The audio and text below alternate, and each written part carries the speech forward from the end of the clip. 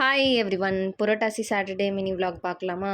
இந்த week 4th week Saturday Purattasi. So அத்தை வீட்டில் வந்து சாமி கும்பிட்றேன்ட்டு இந்த வீக் ஸ்டார்டிங்கில் இன்வைட் பண்ணியிருந்தாங்க. ஸோ நாங்களும் வந்து கிளம்பி அத்தை வீட்டுக்கு போயிட்டோம்.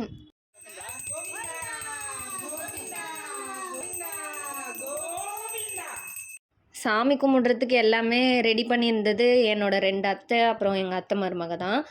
ஸோ நாங்கள் போயிட்டு ஒரு 1/2 அன் ஹவர்லேயே வந்து எல்லாருமே சேர்ந்து சாமி கும்பிட்டோம். சாமி கும்பிட்டுட்டு ஃபஸ்ட்டு சக்கரை பொங்கல், தயிர் போட்ட அந்த பிரசாதம் கொடுத்தாங்க.